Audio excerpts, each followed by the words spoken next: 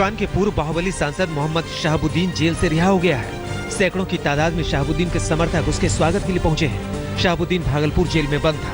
Patna high court ने राजीव रोशन हत्या मामले में शहाबुद्दीन को जमानत दे दी है। 11 साल बाद जेल के बाहर आया है आरजेडी का पूर्व सांसद शहाबुद्दीन। जेल से छूटने के बाद करीब 1500 गाड़ियों के काफिले में सवार होकर शहाबुद्दीन भागलपुर से सिवान के लिए रवाना हुआ। शहाबुद्दीन की रिहाई पर उसके समर्थक कहीं मिठाइयां बांट रहे हैं तो कहीं लोग दहशत और पीड़ा में हैं। शहाबुद्दीन पर हत्या और अपहरण के करीब 3 दर्जन मामले चल रहे हैं। बीती रात एमएनएस कार्यकर्ताओं ने कॉमेडियन कपिल शर्मा के घर के बाहर प्रदर्शन और हंगामा किया। कॉमेडियन कपिल शर्मा की मुश्किल बढ़ सकती है। बीएमसी ने कपिल से उस शख्स का नाम मांगा है जिसने उससे 5 लाख रिश्वत की मांग की थी। कपिल ने बीएमसी पर यह आरोप लगाया था कि उसके दफ्तर के निर्माण के लिए उससे 5 लाख घूस की मांग की गई है। इस बीच शिवसेना, बीजेपी और एमएनएस ने कहा है कि अगर कपिल शर्मा नाम नहीं बताते हैं तो उनके खिलाफ प्रदर्शन किया जाएगा।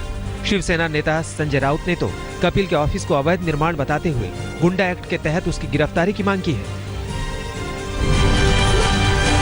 मुंबई हमले का मास्टरमाइंड और आतंकी संगठन लश्कर-ए-तैयबा का सरगना हाफिज सईद कश्मीर के नाम पर अपना काला खजाना भर रहा है। खुफिया एजेंसियों के मुताबिक हाफिज सईद अब कश्मीर के नाम पर करोड़ों रुपए की उगाही कर रहा है।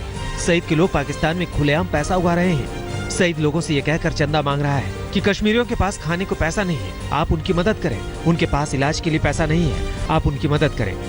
हाफिज सईद पाक में कश्मीरियों की मदद के नाम पर 10,000 से लेकर 30,000 रुपए तक वसूल रहा है और अपना आतंक का खजाना भर रहा है। हाफिज के साथ साथ हिजबुल मुजाहिदीन का सरगना सलाउद्दीन भी कश्मीर पर इमोशनल चारा फेंककर अपनी झोली भर रहा है।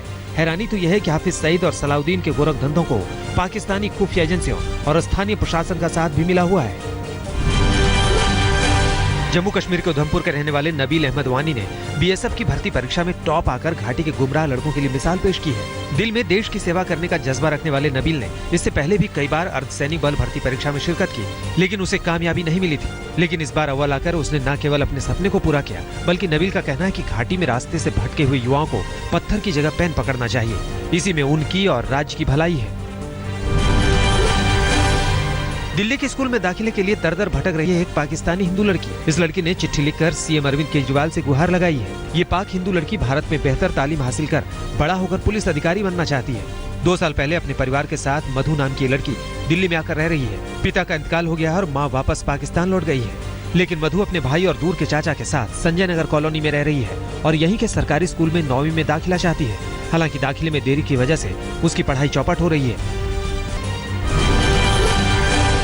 विश्व हिंदू परिषद अब ऐसे हिंदू परिवारों का सर्वे कराएगी जो अल्पसंख्यकों की दबंगई की वजह से अपना पुश्तैनी घर बार छोड़कर पलायन को मजबूर हैं। विश्व हिंदू परिषद ने अपने इस अभियान का नाम दिया है पलायन नहीं पराक्रम। उत्तर प्रदेश के कैराना में हिंदू परिवारों के पलायन के मामले के बाद विश्व हिंदू परिषद अल्पसंख्यक बहुल इलाकों में हिंदुओं पर हो रहे अत्याचार के खिलाफ यूपी, पश्चिम बंगाल, केरल और जम्मू कश्मीर सहित 17 राज्यों में सर्वे करा रही है।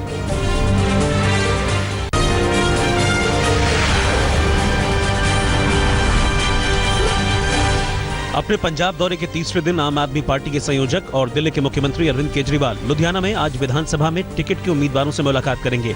साथ ही केजरीवाल पटियाला में डॉक्टरों और स्वास्थ्य कर्मचारियों की सभा को भी संबोधित करेंगे। केजरीवाल अपने दौरे पर किसानों के लिए लुभावने वादे भी कर सकते हैं। केजरीवाल 4 दिनों के पंजाब दौरे पर हैं। हालांकि दिल्ली से लेकर पंजाब तक उनकी यात्रा का विरोध हो रहा है, कहीं महिलाओं के शोषण के आरोप पर तो कहीं पैसे लेकर टिकट देने के आरोपों पर। डूसू चुनाव के आज नतीजे आएंगे। शुक्रवार को दिल्ली यूनिवर्सिटी स्टूडेंट यूनियन के चुनाव में करीब 35% वोट डाले गए, जो पिछले साल की तुलना में करीब 8% कम है। इस चुनाव में एबीवीपी, आयसा और एनएसयूआई के 17 उम्मीदवार मैदान पहुंच रहे हैं और अपने मोबाइल फोन में इस दमकते हीरे की तस्वीरें कैद कर रहे हैं। ये नायाब हीरा पिछले साल बोस्टवाना की खदान से मिला था। इस हीरे की प्रति कैरेट कीमत करीब $80,000 है। टर्की में हजारों कुर्दिश टीचरों ने अपने निलंबन के खिलाफ प्रदर्शन किया। करीब 11,000 टीचरों को सरकार ने कुर्दिश आतंकियों का समर्थन करने के आरोप में सस्पेंड कर दिया है, जिसका ये लोग विरोध कर रहे हैं। पुलिस ने प्रदर्शनकारियों को तितर-बितर करने के लिए वाटर कैनन का इस्तेमाल किया। सीरिया में ताजा हवाई हमले में कई लोगों के मारे जाने की खबर है। इदलीब शहर में रात के वक्त हुए हवाई हमले में कई बच्चे गंभीर रूप से जख्मी हुए हैं और उनके मारे जाने की तस्वीरें भी सामने आई हैं। खबरों के मुताबिक हमले में 4 बच्चों की मौत हो चुकी है, जबकि कई अस्पताल में जिंदगी की जंग लड़ रहे हैं।